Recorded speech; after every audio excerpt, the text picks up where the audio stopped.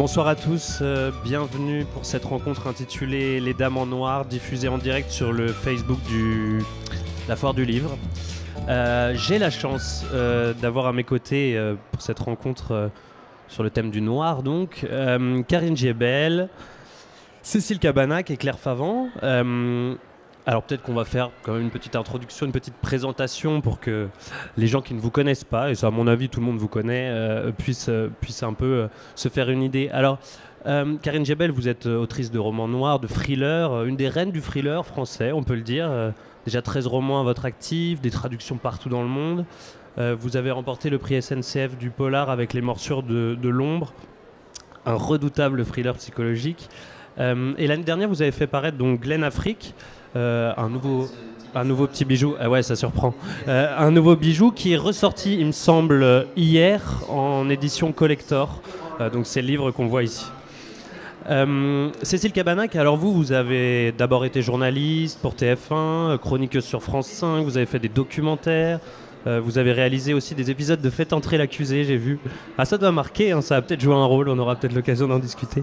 Vous avez sorti en 2019 votre premier roman, Des poignards dans les sourires, puis un deuxième qui est Requiem pour un diamant. Ouais. Et le troisième, donc, qui vient de paraître et qui a reçu le prix du roman noir cette année, La petite ritournelle de l'horreur. Claire Favant, donc une troisième autrice de romans noirs. Alors vous avez travaillé plutôt dans la finance.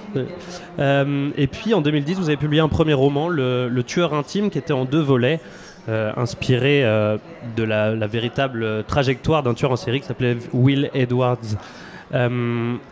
Serre-moi fort, La chair de sa chair l'année dernière, et puis cette année De nulle part, chez HarperCollins.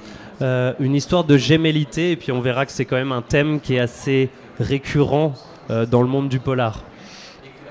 En préparant votre petite bio, votre petite présentation rapide, je me suis rendu compte effectivement que, vous, bien sûr, comme beaucoup d'auteurs, vous aviez une autre vie avant d'être écrivaine. Je voulais vous poser la question, à quel moment l'écriture elle s'est imposée dans votre vie? Est-ce que ça fait longtemps que vous vivez avec cette envie d'écrire? Peut-être Claire Favant en premier? Alors moi déjà la finance je n'ai pas arrêté, je suis toujours salariée plus auteur, mais oui j'ai toujours aimé écrire jusqu'au moment en fait où c'est vrai que moi je lisais beaucoup de romans sur les tueurs en série et souvent il me manquait un petit peu l'explication pourquoi, comment on peut devenir un tueur en série dans les livres des autres, hein, dit-elle. Mais voilà, c'est vrai que ça m'interpellait à chaque fois et donc j'ai d'abord écrit le livre que j'aurais aimé lire en tant que lectrice, donc Le tueur intime.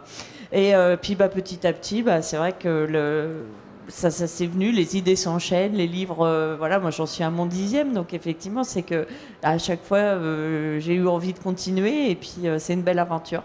Et c'est une fascination pour le genre du noir qui est passé d'abord par vos lectures, c'est ça? Ouais, tout à fait. C'est ce que, en fait, moi j'ai toujours aimé les livres qui remuent, en fait, qui, si je referme en disant ouais c'était sympa. Quelque part, me concernant, c'est un petit peu loupé.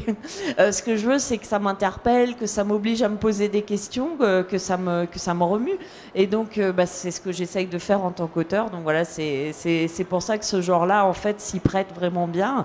Ne serait-ce qu'aussi pour dénoncer des défaillances du système et puis pouvoir, nous, en tant qu'auteurs, pointer du doigt des choses et alerter les autres, les lecteurs. Cécile Cabanach, vous, je disais ça en blaguant tout à l'heure, mais elle a réalisé des Faites entrer l'accusé, des choses comme ça. Est-ce que c'est en se frottant à ce monde-là qu'on se dit ok, moi aussi j'ai envie d'écrire des histoires? Oui, clairement.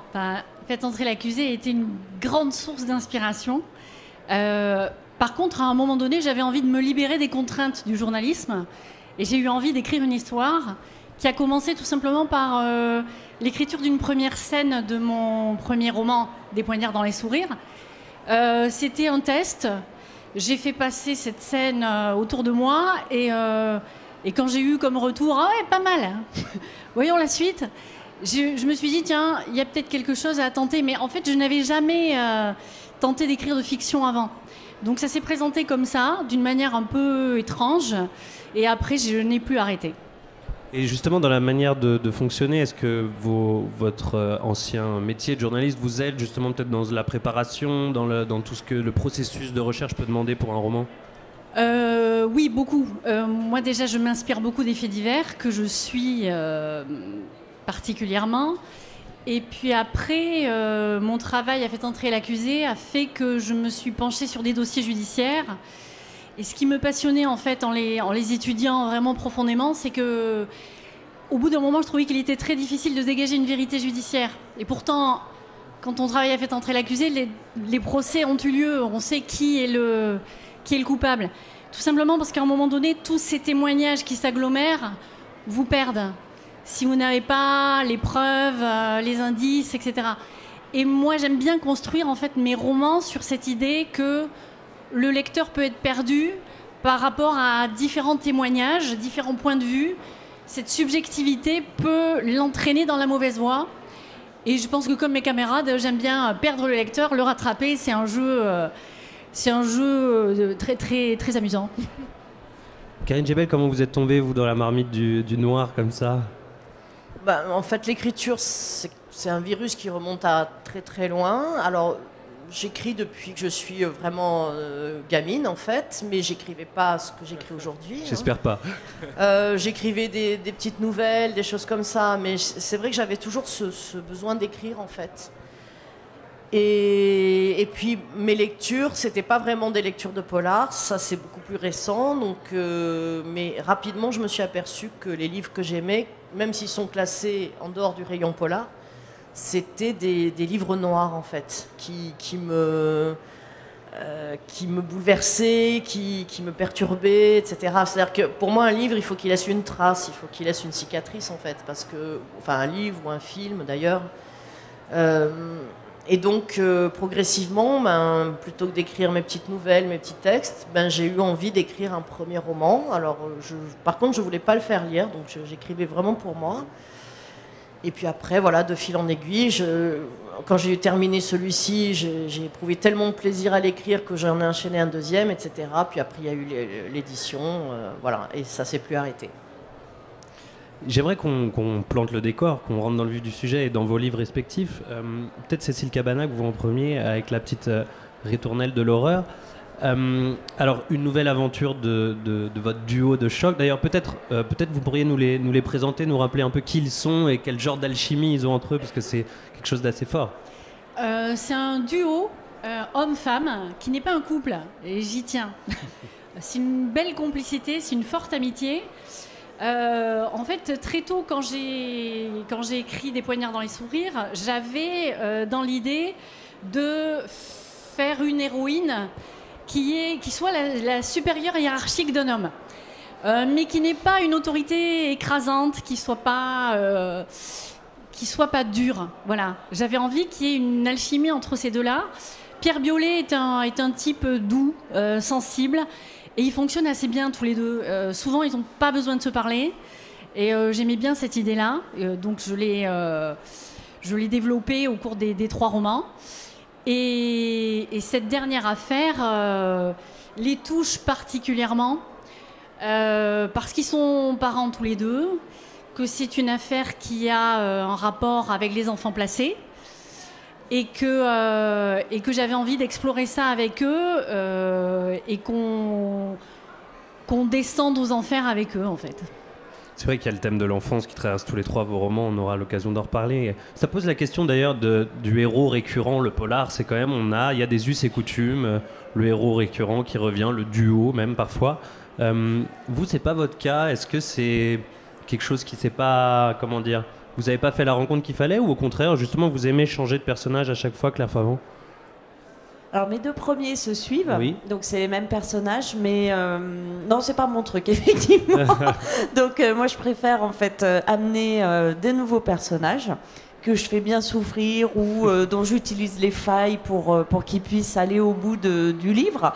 Et puis une fois qu'ils y sont, voilà, je leur laisse poursuivre leur route tout seuls, s'ils la poursuivent. Karine Jebel, vous, on sent un vrai attachement, mais viscéral à vos personnages, ce qui fait que vous les emmenez loin. Vous avez souvent des livres qui sont assez longs, comme si vous n'arriviez pas à les lâcher, mais vous les reprenez pas, au final. Vous les laissez tranquilles après ce qu'ils ont subi? Non, c'est vrai que j'ai pas envie. Enfin, pour l'instant, j'ai pas eu envie de faire un personnage récurrent. Bon, en plus, moi, c'est pas des enquêtes, donc j'ai pas de personnage d'enquêteur.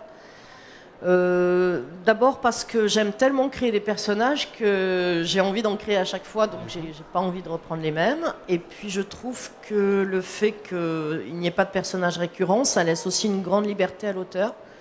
Parce que quand on a un personnage ou des personnages récurrents, ben forcément on va les retrouver dans l'opus suivant. Donc à la rigueur, j'allais dire, pour le lecteur, il peut leur arriver tout et n'importe quoi. Il va se dire, bon, ben, de toute façon, je sais qu'à la fin, ils vont s'en tirer, puisque je vais les retrouver l'année prochaine ou dans 2 ans. Alors que dans mes livres, on n'est jamais sûr qu'ils arrivent au bout du roman, quoi. Voilà. Donc c'est aussi une liberté de faire vivre tout ce que j'ai envie de faire vivre à mes personnages. Cécile Cabannac, j'aimerais qu'on remène à votre histoire. Alors, quelle est justement la découverte qui va lancer le roman et qui va lancer donc cette enquête de votre duo de choc? Alors, Pio Atienza, mon personnage, est un trentenaire qui a 3 enfants et qui a très envie de les installer dans une maison qu'il vient d'acquérir et qui est en très mauvais état. Et le soir, il travaille dans cette maison et il casse une cloison. Et en cassant cette cloison, il découvre un corps momifié, qui est le corps d'une jeune fille. Donc évidemment, très vite, la police intervient. Et puis, assez vite dans le livre, je ne spoile rien en disant qu'on apprend que cette maison appartenait à une famille d'accueil de la DAS. Mais cette jeune fille ne peut pas avoir été une enfant placée dans cette famille. Et donc, c'est le fil que je tire tout au long du roman. Ce que je voulais en fait, c'était que cette enquête-là me permette de parler d'un problème de société qui touche aux enfants placés. Je sais que c'est un thème aussi que Claire a abordé dans le sien. On a un vrai problème en France aujourd'hui par rapport à ça. Et je pense que le genre du polar permet justement d'aborder ces problèmes-là, de pointer les projecteurs sur les aspects peu reluisants de notre société. Et c'était vraiment le but de ce roman. Justement, Claire Favant, oui, ça répond beaucoup à votre roman où les enfants placés, il y a deux destins un peu comme un miroir, mais qui a un reflet très différent. Qui sont un peu les 2 protagonistes en miroir, ces 2 jumeaux qui sont au cœur de votre roman?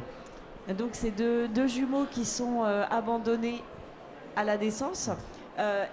Donc ils vont être tous les 2... alors l'un adopté par une famille riche. Donc il est élevé dans l'opulence avec tout ce qui va avec en termes d'assurance, d'arrogance peut-être. Et puis de l'autre côté, on a Tony qui va errer de foyer en famille d'accueil et qui lui doit lutter chaque instant pour assurer la minute d'après. On va même pas parler de la journée d'après. Donc c'est vrai qu'il est alors c'est plutôt lui qu'on va suivre. Et pour la construction du livre, en fait, moi j'avais prévu de commencer l'histoire au moment où Tony sortait des foyers.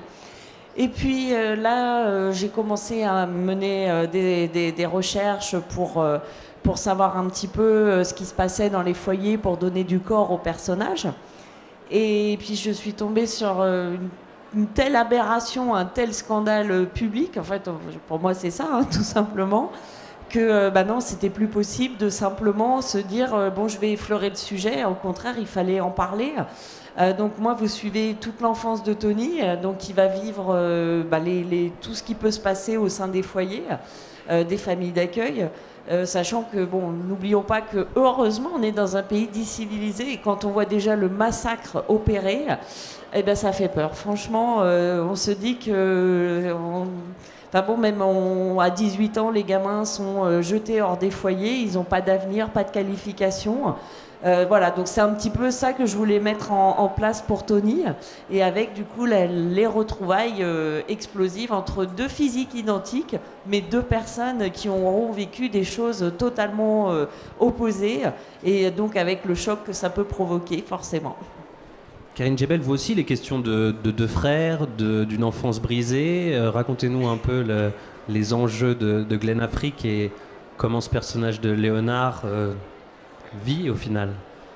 Ben, moi, à la base, sur Glen Afrique, c'était parler de la différence. C'est-à-dire, j'ai choisi un personnage qui est jeune, qui est un adolescent, et qui n'est pas comme les autres, en fait. Et comment notre société, finalement, accueille gentiment les gens qui sont différents, donc, notamment dans le milieu scolaire. Et c'est vrai que c'était... Alors, j'ai pris ce personnage qui est... comment dire, qui a un retard mental. Voilà. Alors, j'explique dans le livre pourquoi, mais ça, il faut évidemment attendre d'arriver vers la fin pour le comprendre. Et pour le coup, moi, c'est un enfant qui a été adopté aussi, puisqu'il a été trouvé, donc, et on ne connaît rien de son passé. Voilà. Et donc, il a cette déficience, ce retard mental. Et comment il vit ça dans le village où il habite, aussi le fait qu'il ait été adopté, trouvé, comment il vit ça en milieu scolaire, etc. Et comment les profs gèrent ça, comment l'établissement gère ça, etc. Donc, c'était ça mon point de départ. Et puis, l'autre point de départ, c'était aussi de rendre un hommage, même s'il est discret, mais à un livre qui m'a beaucoup marqué, qui est Des souris et des hommes de Steinbeck. Et donc, c'est pour ça que mes personnages portent les mêmes prénoms, on va dire les mêmes noms dans le livre de Steinbeck. Et effectivement, il est aussi question, alors on ne peut pas dire qu'ils sont frères, hein, mais en tout cas, voilà, il va y avoir cette relation entre mon personnage principal, Léonard, et Georges. Donc, je vous en dis pas plus parce que c'est dommage de spoiler, mais voilà. Mais c'était intéressant pour vous justement d'explorer cette question de l'enfance dans un genre qui est quand même très sanglant ou pas, ou enfin en tout cas qui laisse Pas la place. forcément sanglant, Non, mais qui en tout cas la sombre. noirceur, le mal, etc. Et mettre un peu cette innocence de l'enfance au cœur de vos romans, c'est peut-être un pied de nez ou en tout cas quelque chose qui vous intéressait de manière dans la construction du récit. Oui, ben en fait, dans le thriller, dans le polar, je crois que ce qu'on aime bien quand même, c'est explorer la nature humaine, donc les différentes facettes. Que ce soit dans un même livre, on peut avoir à la fois le pire et le meilleur de la nature humaine, mais des fois même dans le même personnage. À un moment donné, ça va être, il va faire preuve de courage, et puis la seconde d'après, d'une immonde lâcheté. Enfin voilà, c'est ça qui m'intéresse, c'est vraiment la nature humaine, c'est explorer cette nature humaine. Et après, il y a plein de façons de le faire, plein de personnages différents. C'est pour ça aussi que j'aime tant créer ces personnages, pour essayer d'aller de creuser comme ça et d'aller voir un peu sous le vernis à la fois la nature humaine, mais aussi comment elle est influencée par la société dans laquelle nous vivons et comment elle peut nous transformer en monstres ou bien au contraire en héros. Enfin voilà, c'est vraiment ce qui m'intéresse. J'allais dire, le côté polar, c'est presque anecdotique. Ce qui est intéressant, c'est vraiment des personnages qui vont nous parler parce que, soit parce qu'ils nous ressemblent, même s'ils ne nous ressemblent pas, mais en tout cas, ce sont des êtres humains, donc on fait partie de la même espèce. Et c'est voilà, ce qui est intéressant et ce qui est inépuisable comme source d'inspiration, c'est ça, c'est la nature humaine. Claire Favon, j'ai commencé à en parler, mais la gémellité, c'est un thème qui est assez traité, notamment dans le roman noir. Comment vous avez voulu porter peut-être un éclairage différent, ou en tout cas essayer de raconter votre propre histoire à partir de ça? Donc en fait, moi dans ma famille, en Italie, il y a une riche italienne en fait qui accouche de deux jumeaux, mais elle n'a pas de mari. Donc en fait, elle abandonne ses enfants sur les marches d'une église. Et donc la légende familiale raconte que l'un des deux donc a été repris par sa famille riche et l'autre a été élevé par les prêtres. Et donc à un moment donné, celui qui a été élevé par l'Église reçoit une visite le jour de son mariage et un avoué lui dit voilà, si tu abandonnes ta promise et que tu me suis, tu récupères ton frère, ton statut, la fortune familiale. Donc ça, c'est la légende. Donc il a choisi sa femme. Donc bon, comme je dis toujours, on est resté pauvre. Et donc du coup, ma mère a toujours dit ça serait bien que tu écrives cette histoire. Mais sauf que moi, j'écris des romans policiers. Et donc voilà, c'est comme ça que l'histoire est née. Donc avec, là, on retrouve Tony et Raph, donc qui ont exactement le même parcours. C'est-à-dire l'un est élevé par une famille riche et l'autre, donc, qui va être élevé. Et Et donc voilà, surtout là, ce qui a donné le corps à l'histoire, c'est cette découverte de la situation en France. Et voilà comment ça s'est fait. Donc comment on se nourrit d'une histoire vraie pour réussir à en faire un roman au final? Est-ce que vous avez éprouvé des difficultés, comme c'était quelque chose de peut-être un peu plus intime? Alors c'est intime, mais c'est une légende familiale. Donc en fait, voilà, ça date en fait, ça serait le père du grand-père de ma mère. Mais donc, vous avez creusé, vous avez enquêté? Alors, il y a plusieurs branches de la famille qui ont enquêté, mais effectivement, on se heurte à un moment donné, on peut pas aller beaucoup plus loin. Mais si, par exemple, il n'avait pas épousé cette femme, il y a toute une lignée qui n'aurait pas existé, dont, par exemple, Emilia Fava, qui a donné l'amour de la lecture à toutes les femmes de la famille, chose qui à l'époque était quand même assez rare, et donc c'est elle qui a fait que toute la lignée aime lire et qu'une des filles de la lignée écrit. C'est incroyable. Cécile Cabannac, vous revisitez, enfin vous me dites si je me trompe, mais c'est un lieu qui est très important dans votre roman, c'est un peu la thématique de la maison hantée, ou en tout cas qui a vu nombre d'horreurs et qui nous fait peur au final. Oui, j'avais envie que cette maison irradie d'ondes négatives. Vraiment. Mais je ne voulais pas trop la décrire non plus. Et en fait, tout le travail qu'il y a eu autour de ce roman a été autour de ça. C'est-à-dire dire sans dire. Exprimer, mais d'une manière un peu détournée. Donc cette maison, chacun se fait son image mentale de ce lieu. D'ailleurs, c'est amusant parce que quand j'en parle avec les lecteurs, chacun se fait vraiment son image. Et c'est ce que je voulais. Et tout comme je tenais à avoir une certaine forme de pudeur en abordant cette question, parce qu'il est question de maltraitance et de pédophilie, mais je ne voulais pas de scène visuelle. Donc je voulais évoquer sans vraiment dire. Donc finalement, tout mon travail d'autrice, il s'est fait là-dessus.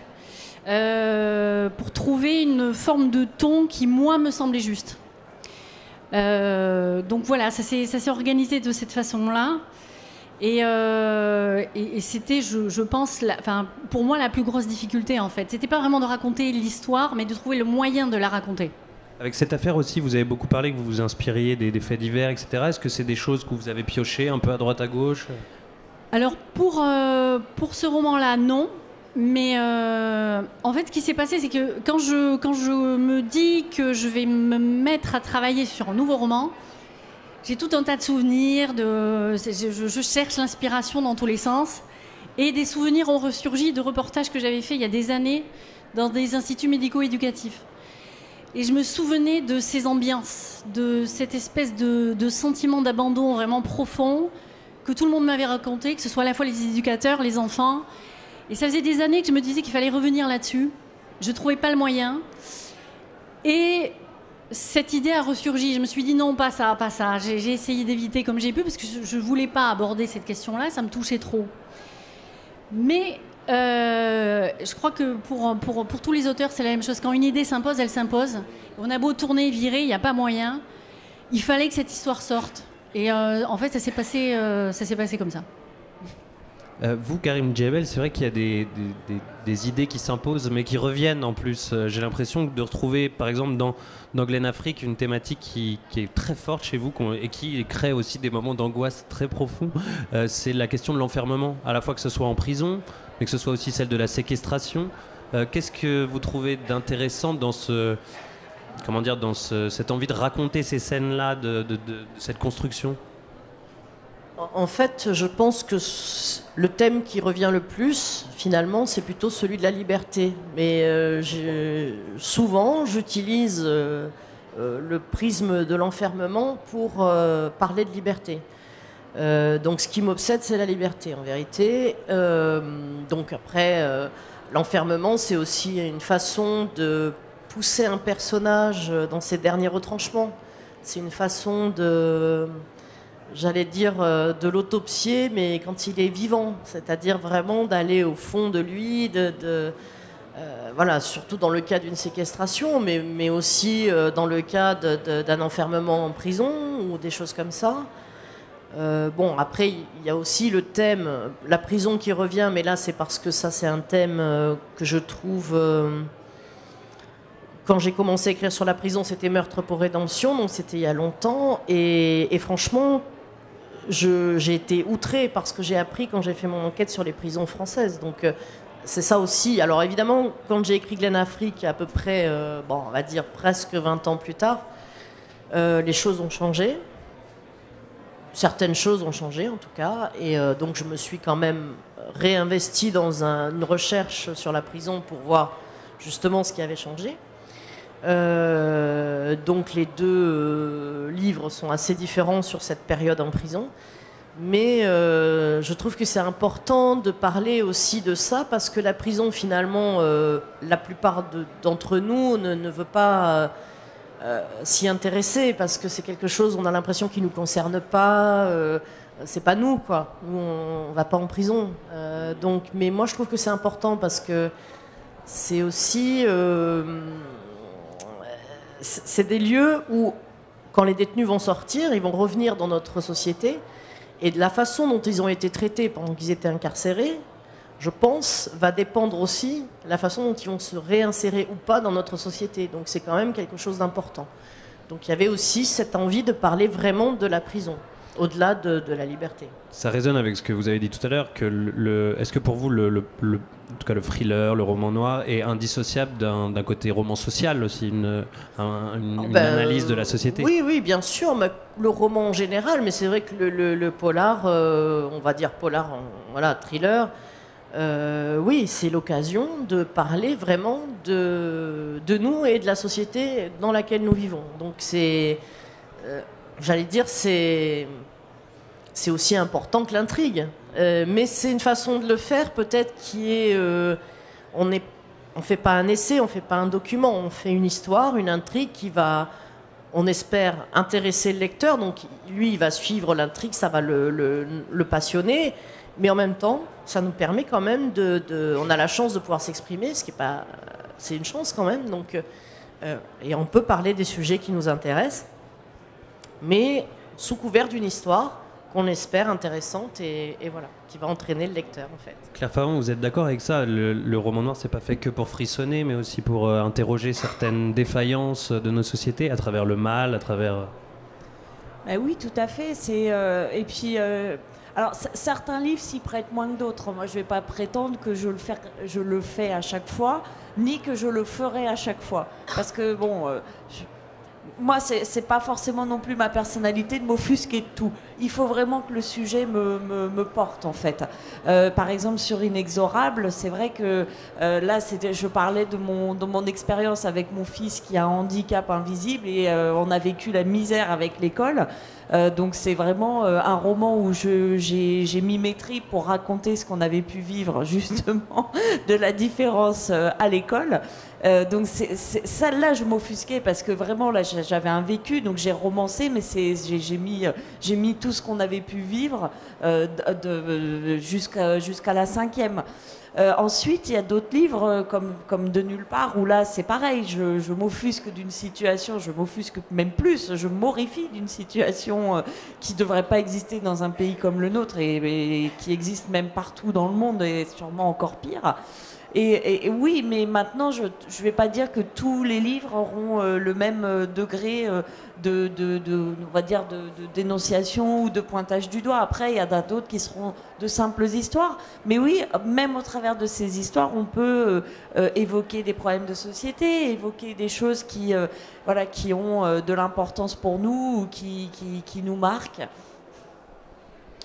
Cécile Cabannac, est-ce que vous aussi, peut-être c'est aussi la journaliste qui parle, mais derrière les enquêtes de votre duo, il y a forcément aussi une manière de pointer du doigt certaines défaillances qu'on a en tant que société? Oui et non, je suis un peu comme Claire. Je dirais que sur celui-là, j'avais très envie quand même de vraiment souligner les choses qui m'avaient choquée. Mais c'est moins le cas dans Requiem pour un diamant, par exemple, ou dans Des poignards dans les sourires, mes deux précédents romans. D'une manière générale, moi, j'ai tendance à penser que le polar, c'est un peu le genre de la vérité, et que nos personnages notre intrigue nous mène à une recherche de vérité, une quête sans fin en fait. Et je pense, moi en tant que lectrice, c'est ce qui m'intéresse dans le polar, c'est que j'ai envie de savoir qu'est-ce qui s'est passé, pourquoi, comment. Et on est un peu là-dessus. Moi, sur mes 3 romans, en fait, s'il y a un point commun, c'est celui-là. C'est d'essayer de savoir, de comprendre et pourquoi et comment.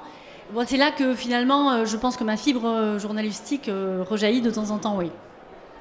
Ça me permet d'enchaîner sur un peu les coulisses de l'écriture, parce que c'est ça aussi, c'est comment on fabrique cette petite... J'interviewais, je sais plus quand, Franck Tillier, qui me disait c'est de l'orfèvrerie, c'est vraiment un truc... Comment Cécile Cabannac, comment on arrive à créer une enquête, à faire des rebondissements, des surprises, à faire peur. C'est tout un travail méticuleux. Ouais, alors, je suis jamais très à l'aise sur cette question parce que j'avance à tâtons, moi, en fait. C'est-à-dire que je ne sais pas du tout où je vais. J'ai une idée vague. J'ai surtout des personnages, en fait. Et j'ai un film qui commence à se dérouler dans mon esprit et des scènes. Et je suis ça. Donc en fait, je ne veux surtout pas faire de plans trop construits, trop précis. Déjà parce que je l'ai tellement fait dans le journalisme que j'ai besoin de me dégager de ça et de me sentir libre. Mais surtout pour avoir l'effet de surprise. Et je me dis que je vais perdre la surprise si je construis trop, si tout est déjà très calibré au départ. Vous avez besoin de vous surprendre vous-même pour surprendre... Tout à fait. Okay. Par contre, alors, le problème, c'est que cette manière de travailler vous fait avoir de gros vertiges réguliers parce que forcément, c'est un château de cartes et qu'il y a des moments où il se casse la figure parce que ça fonctionne pas, donc il faut repartir en amont. Donc beaucoup d'avancées, de recul et... Ça se construit comme ça chez moi. Mais moi, j'ai besoin de travailler dans l'urgence et d'être angoissée, en fait. C'est ça, mon truc. C'est pas facile, la vie d'écrivain. Ouais, c'est ça. Karine Jebel, vous, comment vous fonctionnez justement pour créer ces ambiances qui font tout votre succès, et ces ambiances, cette peur, mais aussi ces rebondissements? C'est exactement pareil. C'est-à-dire que je ne fais pas de plan. Je pars soit d'un personnage, soit d'une situation, soit d'un thème. Donc il y a plusieurs possibilités. Mon personnage ou mes personnages au départ sont extrêmement flous. On va dire, voilà, il y a un squelette et puis après au fur et à mesure des pages, il va prendre chair, etc. Ça va devenir un vrai personnage avec un passé, etc. Sur l'intrigue, la construction de l'intrigue, en général, ce que j'ai au départ, ça fait 2-3 chapitres, pas plus. C'est rare, sauf pour les nouvelles, ça c'est autre chose. Les nouvelles, c'est notre façon de travailler. Mais sur les romans, en général, ça va pas très loin. Et c'est l'énergie de l'écriture, finalement, qui va faire que les idées vont arriver, vont s'enchaîner, ça va s'emboîter, etc. Et alors, des fois, effectivement, on peut arriver dans une impasse, ça arrive. Mais en laissant tomber le texte pendant un petit moment, ça m'est arrivé carrément d'arrêter un roman, d'en écrire un autre, de revenir dessus parce que j'étais bloquée en fait.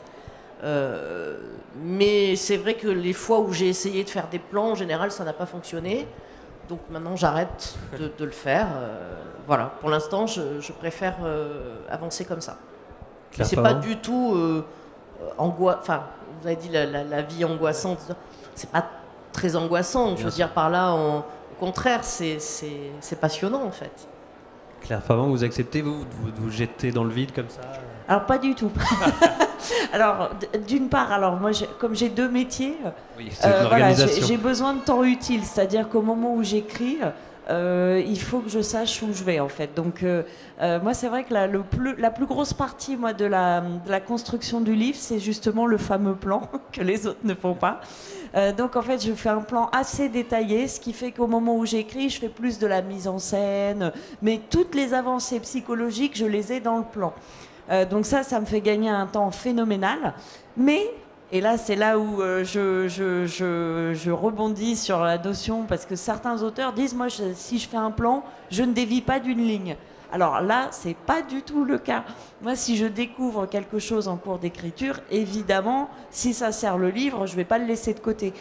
Comme par exemple, là, sur ce livre, c'est en voulant donner du corps à Tony que j'ai découvert le scandale des foyers, de l'ASE, etc.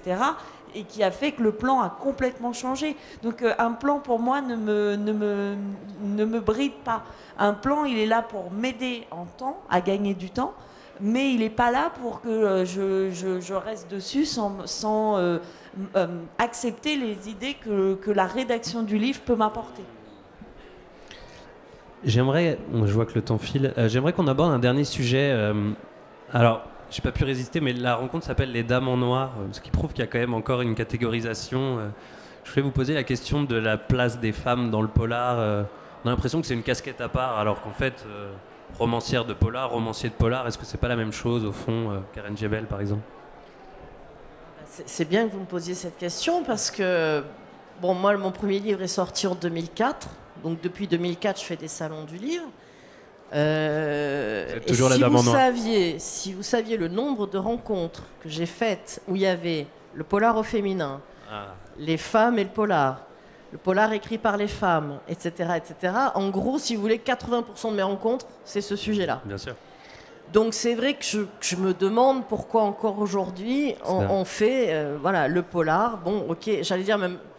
allez, je veux bien qu'on mette le polar dans une catégorie déjà à part. Que le polar, et oui, encore, oui. Voilà, pour moi c'est du roman. C'est-à-dire en gros, il y a roman, alors plus ou moins sombre évidemment, ok, mais non, il faut toujours, on aime bien je crois dans ce pays mettre des étiquettes. Voilà. Alors nous on a l'étiquette polar et femme. Voilà. Alors c'est vrai que ça serait bien que, je sais pas, à l'avenir on me propose des rencontres sur des thèmes un peu différents parce que je vois pas trop moi où est la différence. En fait, un auteur de polar, c'est un auteur de polar. On a tous nos sensibilités différentes, notre façon de travailler, nos sources d'inspiration, mais qu'on soit un homme ou une femme. Moi, quand je discute avec Franck Tillier, j'ai pas l'impression qu'on est... Enfin, on a deux façons vraiment...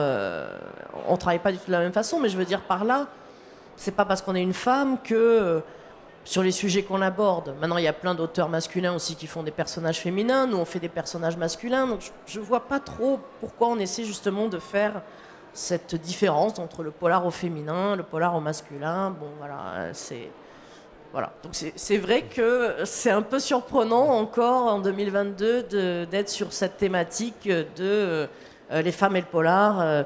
Et combien de fois, justement, on se retrouve à faire des rencontres entre auteureux, parce que désolé, j'aime pas trop le mot autrice, mais bon, entre auteureux, mais alors qu'on aime bien aussi, voilà, pourquoi on ferait pas des rencontres aussi tous ensemble, quoi. Bon, ça arrive quand même, hein, mais bon, c'est vrai que c'est un thème qui revient quand même souvent.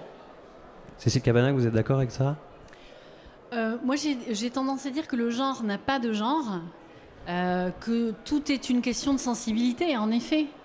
Par contre, je constate quand même que le polar féminin francophone a tendance à être moins visible, notamment en librairie par exemple, que le polar féminin étranger. Et ça, je m'en lamente un peu. Et d'ailleurs, pour... J'ai cru voir que vous étiez à l'initiative de... Ouais, oui, tout à fait, les Louves du polar. Parce que j'ai débuté il n'y a pas longtemps dans le polar par rapport à mes camarades. Et j'ai répondu en nombre incalculable de fois à la question « Mais comment pouvez-vous être une femme et écrire des choses aussi horribles ?» C'est-à-dire que je vois pas où est le problème. Femme, pas femme, c'est pas la question. Et donc, les Louves du polar, elles sont un petit peu là pour rappeler ça.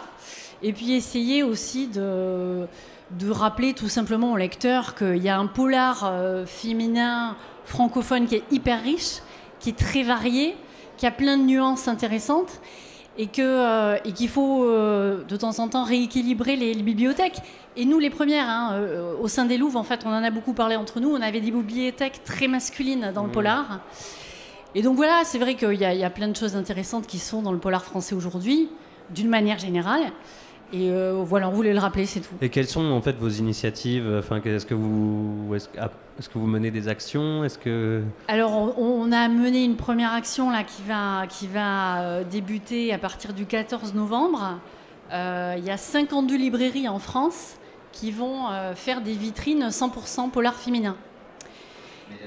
Et en fait, on a senti que les libraires étaient très très intéressés par cette démarche. Eux-mêmes nous disaient, c'est vrai qu'on a tendance à avoir des tables un peu déséquilibrées. Donc voilà, c'était juste pour rappeler ça. Il n'y a pas du tout de démarche. On n'est pas dans une volonté de clivage ou de conflit. Juste de dire, regardez la richesse qu'on a et essayez de vous y intéresser en fait. Claire Favon, est-ce que vous avez déjà fait l'expérience de ça, justement, de se dire, on vous a fait la remarque qu'il y a 2 genres de polar en tout cas? Alors non, par contre, comment pouvez-vous écrire des horreurs pareilles avec un tel sourire? Oui, ça, des tas de fois. Ah. Mais en même temps, s'il faut que je porte une chemise de camionneur et que je sois un camionneur pour écrire ce genre de livre, bon, voilà, c'est ce que j'ai tendance à répondre. L'imagination n'a pas de sexe. Et moi, c'est vrai qu'à l'inverse, j'aurais tendance à dire, moi, c'est très récent que je sois que sur des tables rondes féminines. Moi, j'ai plutôt eu beaucoup de tables rondes mixtes. Okay. Ça peut arriver, mais moi, je vais avoir une proportion inversée, en fait. Donc, c'est vrai que oui, moi je trouve que c'est pas bien qu'on soit qu'entre femmes parce que le polar n'a pas de genre et que justement on doit être mélangé. Enfin bon, c'est pas une critique, hein. mais effectivement, il n'y a pas de limite à l'imagination. C'est pas parce qu'on est un homme qu'on doit être cantonné au truc horrible, et parce qu'on est une femme qu'on doit être cantonné au livre d'amour ou de cuisine, quoi. Ça serait bien trop réducteur. Et donc au contraire, c'est de parvenir à effacer le fait qu'on soit un homme ou une femme, et juste on est des auteurs. Voilà. Eh ben, on va finir sur ça. Je vous remercie beaucoup. Merci toutes les 3. Merci à vous. Merci. Je vous invite à aller voir les différentes écrivaines sur leur stand pour les signatures, en tout cas. Merci.